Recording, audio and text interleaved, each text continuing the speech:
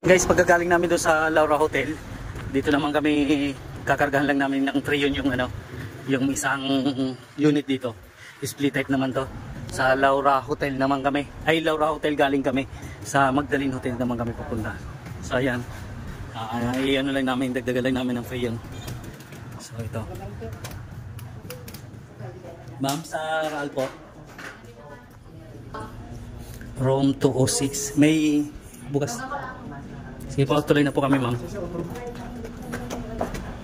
So ayan, mas malamig dito, mas masarap dito kaysa doon sa Laura. Yan, Magdalene naman kami. Magdalene, anong problema? Lamig dito, masarap. Sarap dito itong mambay malamig. So ayan. So ayan. Nag-easy. So ayan, easy. Error calling system. Lagyan natin. So, ito guys yung kanyang outdoor. Ayan.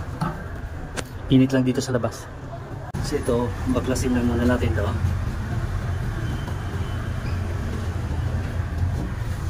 So ayan guys, sumandal na to. Pero i-schedule pa namin ito, i-pull down namin to. Kasi malamang may leak na to. May leak ng evaporator dito. Ay, ang condenser nito.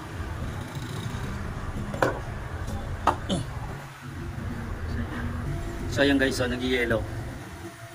So yun ang problema nito. Kaya siya nag-easy yung error nito. Dahil dito nag-yellow siya. So kulang yung Freon. Ano na lang yung kuan. Patong dito sa table. Yan. Okay na.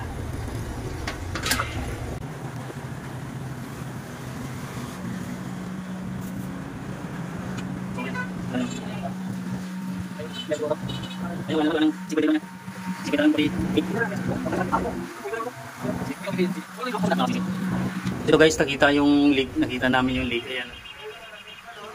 Ayan yung leak niya. Oh. Malangis. Ayan. Yan yung leak niya.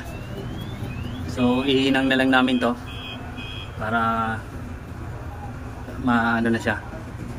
Hindi na namin kailangan full down to. Dito na lang namin ito i-repair.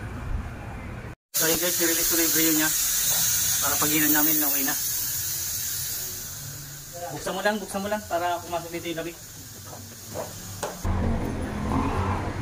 Baklasin na namin.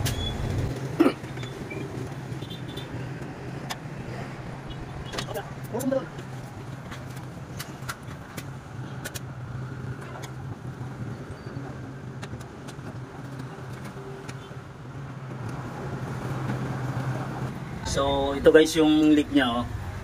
Ito yung malangis. Yan yung kanyang leak. Kasi yung mga leak nito madali lang naman malaman kung saan. Dahil yun yung nagmamarking ng langis. May marking sila ng langis. Pag malangis, sigurado yun yung may leak. So hintayin ko lang yung panghinang, kinuha na lang. Para hindi na namin siya i-pull down. Dito na lang namin siya i-repair. So ito guys, hihinang na lang muna namin to.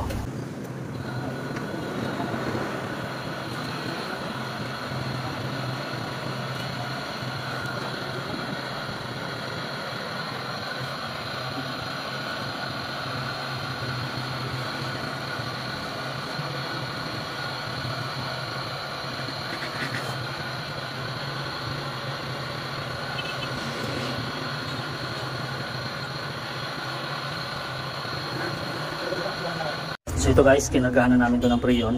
Ayan o. So ito yung pinaginangan namin. Ayan, okay na siya, wala nang sumisingaw. So ito yung may leak niya dito. Pero hininangan ko na to para sa ano na sila. Itong dalawang may leak. Ayan, okay na yan o. Hindi na gumagalaw yung pressure niya. Freon na rin yung pinressure ko dito.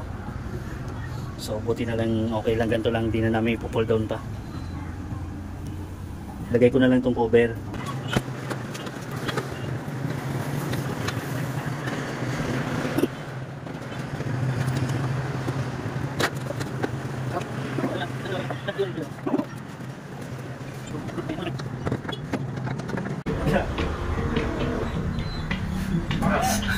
So ayan, testing. Hintayin ko lang kumana yung outdoor niya. Yan guys, kumana na yung outdoor niya. Titignan ko lang yung preview niya kung ito pala yung karga niya, 75. So kakargaan ko lang to ng 140. Guys, 100 pa lang yung karga niyan.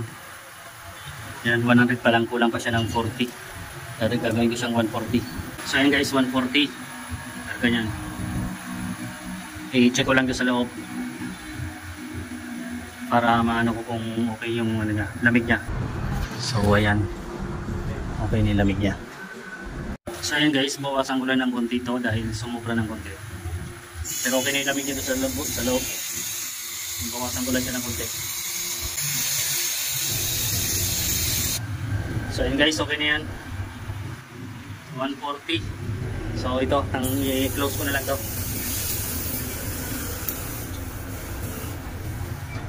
So yan guys, okay na to guys. Sarado ko na to. Itakip ko na lang. Yan, okay na yan. Close. Tapos na namin to. So ayan, okay na to. So yan guys, nakasarado na yan. Check ko na lang yung loob. So ayan guys, okay na to. Ayos na, ang ganda ng lamig niya. May nanonood pa kami ng pelikula mamaya. Tapusin muna namin to bago kami uwi. Ayan guys, sige na, bye bye. Thank you.